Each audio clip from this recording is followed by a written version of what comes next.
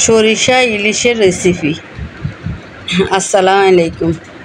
এই যে আমি এই জায়গায় একটা শিলপাড়া লইলাম, ভালো করে দুই লইলাম, কিছু সরিষারে দুই এবার বাড়ি লইম,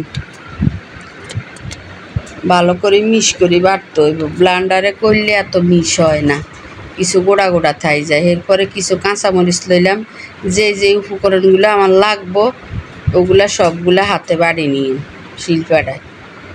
এরপরে কাঁচামরিচটারে ভালো করে মিশ করি বাড়ি নিলাম।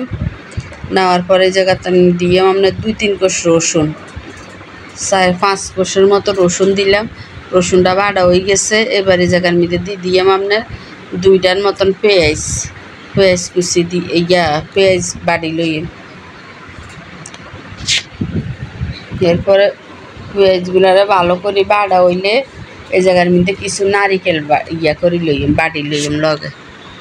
এইভাবে একবার সরিষার লগে নারিকেল বাড়া দিয়ে ইলিশ মাছ রান্না করি খাইছেন, সরিষা ইলিশ করি চাইয়েন, খুবই মজা। এইভাবে মশলাগুলো সবগুলা বাড়ি রেডি করে লইলাম। এই জায়গায় লইলাম কয় পিস মাছ আর ডিম সহ লইছি কাটি। এরপরে পরিমাণ মতো লবণ দিলাম, হলুদের গুঁড়া, মরিচের গুঁড়া 1 চামচের মতন দেওয়ার পরে এরপরে দিয়ে জায়গার মধ্যে আপনার অল্প সামান্য একটু জিরার গুঁড়া দিলাম। এরপরে যে আপনার সরিষা নারিকেল সহ বাড়ি লইছি মশলা, বাকি মশলা সহ ওইগুলা ডালি দিয়ে এবার একটু হাতে মাখি নিয়ে এই জায়গায় একটু সরিষার তেল দিছিলাম। ওইটা আপনার মোবাইল হঠাৎ করে বন্ধ হয়ে গেছে, এলাই উঠে না।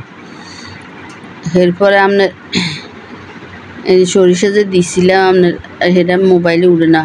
আরও কিছু নারিকেল বাড়া দিয়ে লগে নারিকেল গলে না, তো এটার হয়ে গেছে, সমস্যা হয়ে গেছে। এই জায়গায় হঠাৎ করে মনে হয়েছে আবার আপনার দিলাম না, আদা বাটা দিলাম না, একটু আদা বাটা দিছি 1 চামচের মতো দিয়ে এটা ম্যারিনেট করে এক সাইডে রাখি দিলাম। এবার চুলায় তেল বসাই দিলাম পরিমাণ মতো। আপনার এই জায়গার মধ্যে 2টার মতন পেঁয়াজ কুচি দিলাম।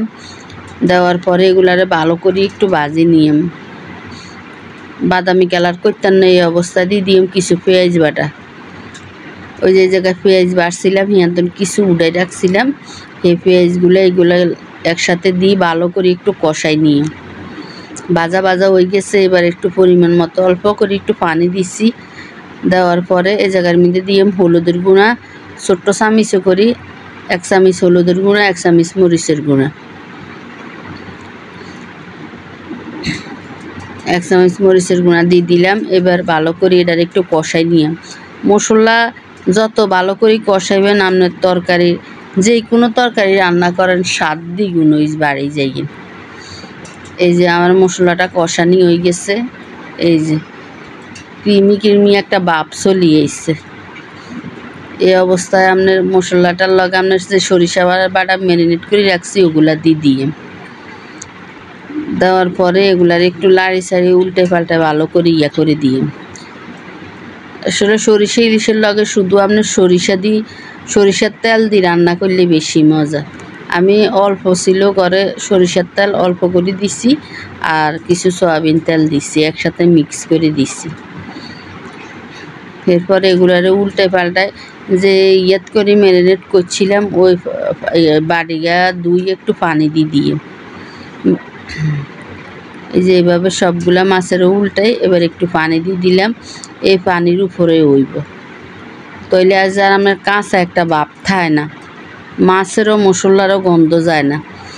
উপর দিয়ে আপনার কয়টা কাঁচামরিচ দিয়ে দিলাম। দেওয়ার পরে এগুলারে ভালো করি একটু করে নিলাম, যতক্ষণ পর্যন্ত চুলের উপরে আপনার তেল বাসি না উঠবো অতক্ষণ পর্যন্ত রাখলাম। এইভাবে একবার রান্না করে খাইছেবেন, খুবই মজা লাগে নারিকেল দিয়ে সরিষা বাটা ইলিশ করলে। এই যে আমার আপনার রেসিপিটা রেডি হয়ে গেছে। যদি এই সরিষা ইলিশ নারিকেল বাটা দিয়ে রান্না করেন, যদি ভালো লাগে আপনার কাছে একটা লাইক, কমেন্ট, শেয়ার, সাবস্ক্রাইব করতে ভুলিয়েন না। আসসালামু আলাইকুম।